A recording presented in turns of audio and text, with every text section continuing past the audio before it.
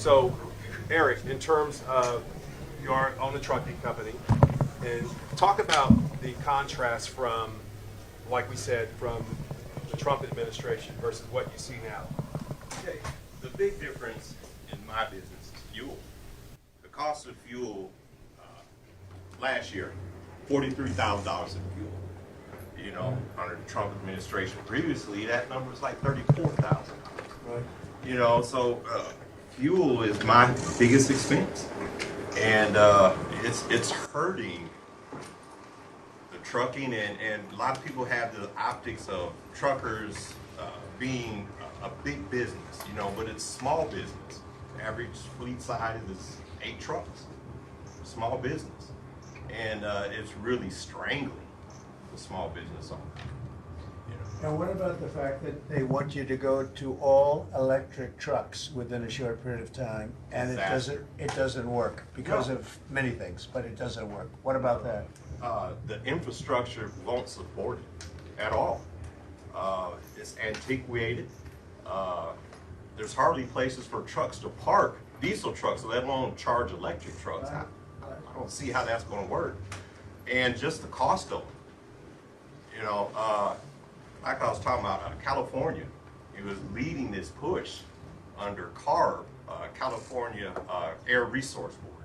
Right. Their goal is to ban electric trucks in the state of California, basically to bring the goods in, set up cross-dock operations, and electric trucks dispersed out through California. And blue states, California's leading the way, but New York, New Jersey, Illinois, they're all starting to go down this same road. And it's just going to drive up costs even more for the consumer. And the economy just is not the same, and inflation's been eating your heart out, hasn't it? Eating more than my heart, that's for sure. Yes, feel it. So sad. Go ahead. So, Thank you very much. Thank you. thanks. And I'll pivot over to Carl. Carl, you know, you do a lot of huge projects. Of course, proud of you.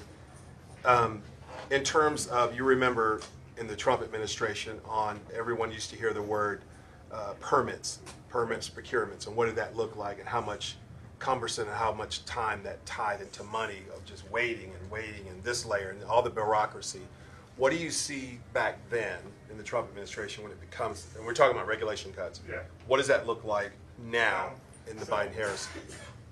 So in 2019, 2020, a permit with the government would normally take 72 hours to receive it.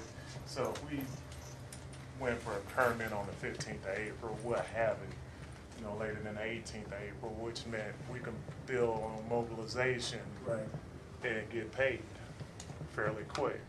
Now, a permit will take us anywhere from April the 15th to May the 15th. We won't receive it until after the 15th of May, which is too long. It's a month, 30 days. So we can't invoice until June the 1st, which for us, Big difference. a big difference.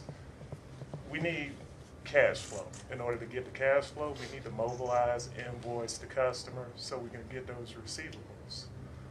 One of the things that's killing us right now is the workman's comp and general liability. I watched it slide up to 25% this year. That's the increase that we're paying this year. Next year it's probably going to be worse. And we're a small business, but not a small business. We currently employ 50 guys, 50. I'm responsible for taking care of 50 individuals. Next year, I'm afraid of what that stuff's going to look like when it comes time for the audit. Well, if we get in, and hopefully we should, all indications are we will, your business is going to be better than ever. We're going to get it turned fast. They're regulating people out of business right now, and I'm hearing it from everybody. Yeah. It's a big problem. And the biggest problem is the inflation still. How is inflation affecting your business? Oh God, it is. It's killing us. It's killing us. It's hard to go back to your customer and increase on them because you're not going to win the job. So you have to eat it and move on. So it's killing your bottom line. The profits, the margins have dropped from when you were in office, 25, 30%. Now we're down to 12, 15. So that's where we are, because we have to eat that part of the gas costs. And does the customer pay for the inflation, or do you pay for it? Huh? We pay for it. Yeah, sort of both probably, but you pay for it. Yeah. We can't increase. We'll get it back. Yeah. We'll get it back. We'll be back where we were, but better. Right. No, that's Thank right. you. Bruce, go ahead. Okay, so, and I'm glad you addressed the workman's comp insurance. That was something we It's a big talked deal. about. It's big.